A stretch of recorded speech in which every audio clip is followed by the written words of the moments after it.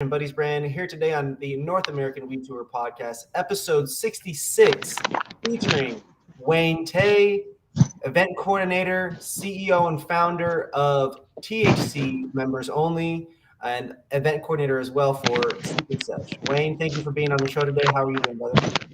Good, brother. How you doing? Oh man, doing well. I see that you're already smoking on this beautiful Sunday. What are you putting in the lungs today? I got some black mamba from traditional cannabis and a snake rosin from Trichome Institute. Woo! Okay, Wayne's coming in hot with the infused blunt to start the day, huh? Hell yeah! I was invited to Respect My Region's podcast, so you got to roll it big when you got to roll with the big dogs. Come on, man. I appreciate you, bro. I appreciate you. Well, I know that at least for you and I, we've got a really strong history together, but there may not be as many people from our fan base up in Washington or in Oregon that are familiar with what you do. So I could obviously introduce you, but you know that I always fuck that up. And so there's just too many hats, too many things that you've done in the last 10 years in cannabis. And so if you wouldn't mind kind of giving a brief introduction about yourself and kind of what you do with Secret Sesh and things like that, that would be great. So yeah, like you said, my name is Wayne from THC Members Only. I started THC Members Only as an event production company and promotional company for cannabis events. California has been always the forefront of the cannabis battle, and now that the legalization has come to full fruition in California in 2018, I took a sidestep from my professional corporate event coordinating and focused on the cannabis realm. Cannabis, has been underground for a long time, and having it to step into the forefront and the limelight of events, especially in the last 2 years, has received a lot of scrutiny because there is no benchmark of what a cannabis event is. So I decided to take my logistics background and my specialty in production and events and applied it to what we call cannabis festivals today. The cannabis festival today versus the cannabis festivals prior to the 2018, or we call it 215 festivals. 215 was more of a wild west / swap meet. Today you've got licensing, you've got insurance, you've got CEOs and the CFOs and marketing directors that you've got to please in order to get what they call a ROI. So having someone on as myself on your team brings a more of a structured resource to all the productions out there. And I was blessed to have been picked up by Secret Sesh LA and have done me and Tim have done probably close to just shy of a dozen festivals, events and festivals together. Secret Sesh started in 215 days, which gave platforms to many of the brands you see today. It did start as a weekly farmers market. And today it's a legal cannabis production company, which I'm proud to be a part of. I also produce a few other events. One of them is a Kush Talk Festival, the Blunt Talk Festival, WeedCon, B2B. Also, I'm proud to be part of anything that Respect My Region, the West Coast Weed Tour puts on. Yeah, we try and do some big things and make some changes out here in the cannabis scene and cannabis events. As more and more become mainstream, my goal is to provide anyone like the green stamp of approval when you see THC members as part of it, which means that you're going to have a good time, a great experience, and you become part of the cannabis culture and not just a consumer. Yeah, that to me is huge. I think when I first was introduced to you, it was one of those situations where we were working and didn't even know that we were working together, ultimately, right? And doing that was a small, I will call it a mini mansion party, right? Yep. And to have been to, God, I've probably been to at least 25 events that you've been contracted for or helped produce all together. Sometimes I show up and your bud tenders are there doing the bud tending tables, or it's you, and so it's just what you do in the community is so impactful because it's physically person by person, event by event, to really educate or even just provide access. Because now, like I was reading through the press release earlier for the other video, and what was really interesting was that almost 10,000 people went to one of the Secret Sesh events, right? Yeah. And Yeah. to think that you can go from 25 or 50 person events, right? Some of the small, you know, I've been to some events with you where there's like 20 people, right? Yep. It's like you can go from some of those kinds of things all the way up to a one with 10,000 or 20,000 people. That's just incredible. Yeah, the biggest production I've put together for a legal cannabis event, licensed and legal, was probably 13,000, and it was the event I pushed together with Kush Talkin last July. Secret Sesh, the last Secret Sesh festival we had in Alanto, we had about, I think, 9,000 people there.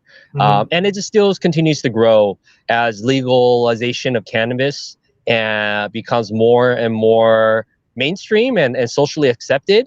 Then you can tell people, hey, you know, I'm going to a weed festival, and no one would pass judgment.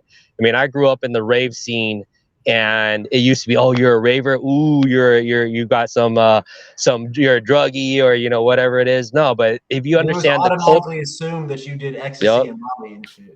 if you were part of, you understand the culture of certain of these subculture events, such as cannabis and such as raves, it's never about the drug itself. It's always about the community and the experience. Yeah. And that's why, like, people like Insomniac started in a warehouse. I mean, I've used to promote for them when they were a warehouse production team, and now they take over stadiums and close down, you know, cities to do their events because people enjoy that experience. You know, the DJs you can see wherever you want, but it's the lights, it's the people, it's the second you walk in, you're transformed to a different role. They're leaving the stress of your daily life behind, and that's the type of events that I like to create. And give you a wow factor, and so that you're like, wow, you know, that was fun. That was not intimidating. That was not, you know, I felt like I was doing something wrong. That felt normal, and the normalcy will be what elevates the cannabis and cannabis events to the future, because then, you know, you know, it's gonna be 21 and over, but, you know, instead of going to the nightclub and get drunk and, you know, cause some problems, you can go to a cannabis lounge one day. You can go to cannabis comedy shows like the Shit Show we produce every first of the month.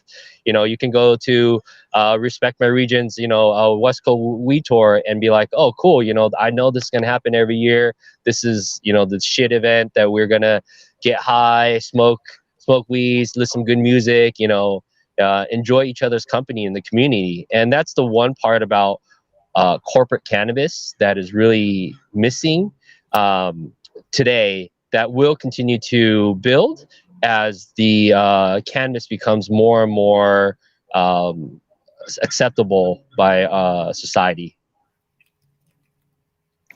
So you guys have obviously had to get permits. You guys have had to go through cities and get licensing and fill out so many applications, I'm sure, for all kinds of different stuff. Yes, sir. When it comes to the event process for some of the, whether it's a small private event or whether it's one of the larger festivals, can you elaborate on some of the key things to look out for when you are producing one of these events? Because there's like, the event market's super hot right now. Everyone's coming back really, really hard, right? Kind of making it saturated to some extent. Yep. So what do you really focus on to make sure that your event stands out and goes smoothly? Well, one of the things in events general, it's communication. So you got to communicate with your clientele or your guests that are coming, what they're expecting. Some people have this like huge expectation of all these cannabis brands and whatnot. Well, there's still a budget for marketing for a lot of these cannabis brands. So, you know, communication is a big key for brands and for people who are attending the event on how to set their expectations to start. With brands, like I mentioned, these are brands that are looking to make, have to pay taxes, have to file their, you know, books and stuff like that. So now they have to make sure that every event they attend has a good return in their marketing and what we call ROI in the events world. So those two key things, the participants and the vendors, those are my key aspects in which I take care of. After that, if I can do my communication and everything right with them and make sure that everyone's on the same page, then I can bring the experience that I want to create for people. And I think that's the key with cannabis. I mean, you and I, Joey, we go to you could call each other up, hey, let's go smoke, let's go play video games. That's an everyday kind of thing. You know, how do I get you from out of your couch down to my event and say, wow, I did not regret leaving my house today. I had an amazing time, you know, driving 45 minutes, an hour and a half away. 2-3 hours sometimes. For sure, for sure. And spend, you know, 5-6 hours at an event where I was never bored. I was always meeting cool people with the great vibes. You know, my eyes and my ears and all my senses were elevated, and I got to experience something interactive. You know, that's the thing about cannabis. I feel like, ooh, there's no one that says I'm gonna do cannabis and, you know, stare at a wall. Maybe if you meditate, that's something you can do, but it's always like, I'm gonna smoke and then I'm gonna paint. I'm gonna smoke and I'm gonna do, you know, yard work or chores, or I'm gonna Even go if for a it's just hike. smoking and chilling, the concept of just smoking to do something or little to nothing is still a concept. Right. And that's what I try to bring forth. You know, I've all my friends are cannabis consumers, and well, not all of them, but a lot of them are, and some of them are even I consider concierge. Not concierge. Well, concierge is part of it. Connoisseurs, like such as yourself, Joey. You know, things that, you know, people that been smoking weed for a long time. It's almost, well, it's not almost, it is part of our life. So how do we take this part of our life and bring a better element to it, you know, a better experience to it? And that's where I talk to you, listen to my cohorts, lots to talk to my bud tenders that I work with, or even at events. You know me, Joey, I've never stopped working. I'm observing how people are interacting, what they're interacting with, what they're saying. Oh man, I wish I had snacks. You know, if you ever catch me at one of my bud tender tables, I'll always have candy because that's what I like. I like to smoke a bowl, then pop a piece of candy in my mouth, and, you know, then I enjoy the flavor of the candy. So little things like that, you know, really help enhance the experience of your smoking experience and then your event experience. So that's kind of my keys, is to look back at what I like to do when I'm smoking, talk to people about what they like to do while they're smoking, and provide that at one of the events, with the right vendors, and communicating to, you know, my guests what they're looking to expect. And I think that's been the key to successful events, that, you know, you're providing for the people. You know, I feel a lot of event producers have this ego where they're like, oh, my event's the shit. Well, your event's only as good as your last one. If your last one sucked, no one's coming back to the next one. So you got to slap that ego down and say, hey, look, this is what I did right last time. This is what I did wrong. I'm going to do what I did wrong better, so that everything is right. And once you get to that point, then you can take, you know, the EDC, for example, go around the nation and say, look, my reputation is strong. I'm going to go to your city and produce an event. Your city council, your police, your fire is all going to be like, yo, these guys got a great track record.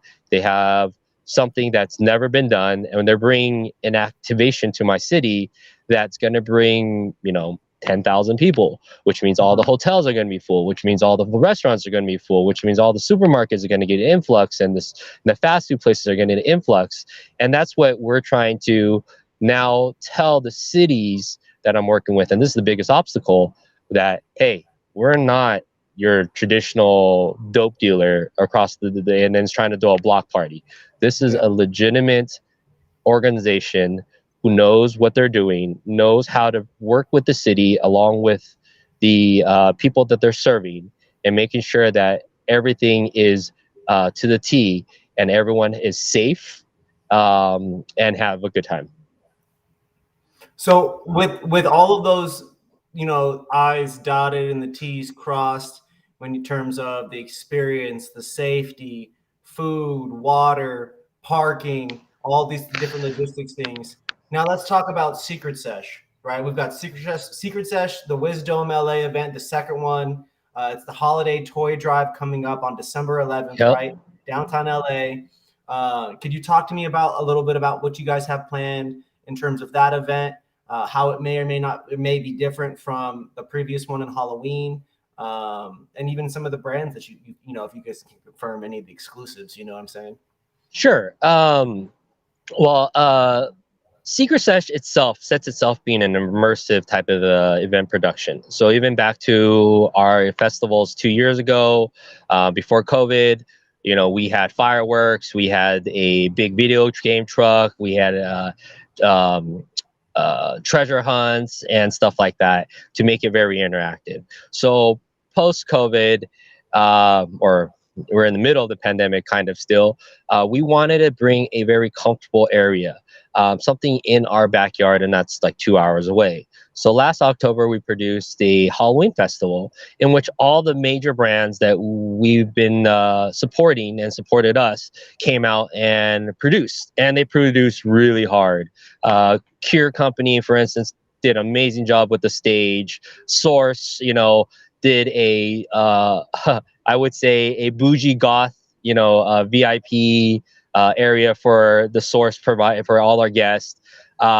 Traditional did a moon rock, you know, in one of the domes. Bear Labs did a video game in one of the domes. West Coast Cure came out with Squid Games. So it is all about having to smoke good weed and then having fun with your friends. And that's exactly what Secret Sesh is more about. And you can expect definitely the same this winter event.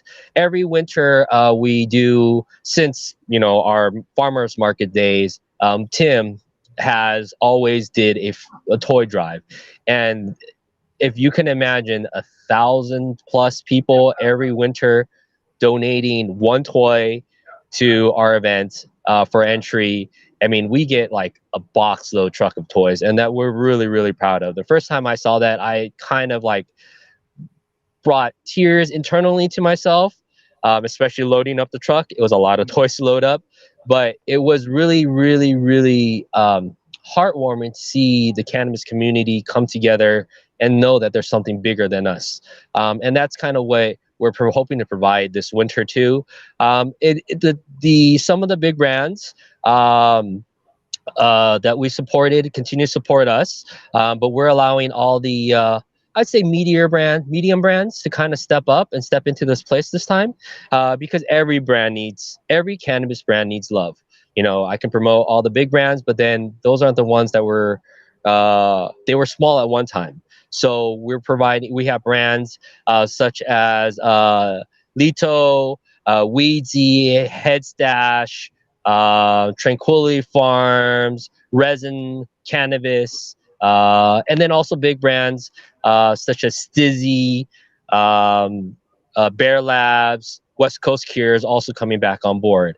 We're doing a winter wonderland theme, so this whole experience is not going to be more like games, but there's going to be a lot more to look at, and a lot more to take pictures of, because I think for the winter time, especially these gatherings that we're providing, there is a little more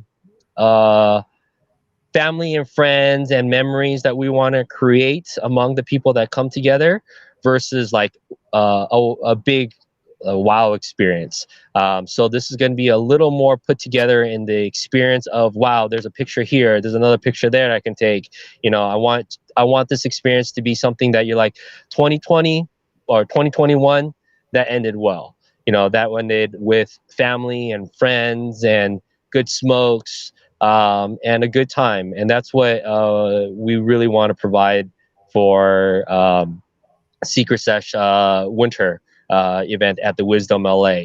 In addition to that, be lookout for our VIP experience. I think that's something we want to set different from everyone else. We're having a full catered VIP experience where it is roughly a 3-course buffet meal. You'll have all the drinks you want. You have a private smoking lounge, a private dab lounge, personalized shows from the Wisdome to our guests. So that's type of experience we're trying to really bring out, and looking forward to seeing everyone there. Man, that sounds super exciting, brother. I really appreciate you popping on today and sharing some information about that. And, also, giving us some insights as to how what really goes into the experience aspect, into the safety aspect, and into producing these, the trust factor, the city relationships, all that kind of stuff. Yeah, yeah. The key right now, especially where we're in that society, is giving people a safe space, and that's really what cannabis events was rooted. Was that you can go buy your weed, you can smoke your weed, and no one's gonna mess with you. And in the back of our heads, for someone that's I won't call it just old school, I won't call it OG. My back is like I'm always turning my head every time I'm smoking. Me and you, when we smoke, we're still our eyes are wandering and seeing if who's pulling up on us and see if the security or the cops. We don't care anymore, but that's still in here. Oh, That's yeah. still ingrained as part of our cultured society. But I love to see it today where big venues, big production companies are like coming to us and saying, "Hey, want you, Secret Sesh, to be part of our larger production because we know you guys are doing it right. We know that cannabis events is part of events in the future, just as alcohol, or any other big promotions out there." So looking forward to 2021. Already talking to some big, larger companies that are looking to get part of our movement. That respect my region is I think one of the cornerstones and forefronts that you really have a solid reputation on what they're merging together. Of music, so, of mainstream music, which has always been had part cannabis in it, but now putting that cannabis as part of it instead of like just a side aspect of it, really just focusing on the two entities in which cannabis has always been, since the jazz days. That's the devil's lettuce days where they sung about it in the songs but no one knew about it. And music and cannabis has been part of it since day one. And so the experience of cannabis and what we're trying to provide here as producers, event producers, and especially in Secret Sesh, look for big things to come. I swear, look for big things to come. And big shout out to you, Wayne. As I've said, man, a living legend here in the cannabis space. Nah, bro. Help produce so much. Countless people, countless relationships have been built and established. I'd say probably millions and billions of dollars have probably been generated because of the people that have met at the events that have ended up happening. Right, whether it's consumer dollars being spent or people meeting and then things coming to fruition after the fact. So it's very powerful, the impact that events can have. And so I'm appreciative of what you do. And thank you again for being on today's episode, my man. Thanks, Joey. Thanks, Respect My Region, for having me. Come check out Secret Sesh December 10th. Tickets are online, www.secretsesh.com. Is I'm it the going to give 10th out or is shout. it the 11th? 11th, my bad. I'm already on site on the It's 10th. That's Saturday. how It's much work I Saturday. have to do, y'all. Like I'm already on set in my on site in my mind.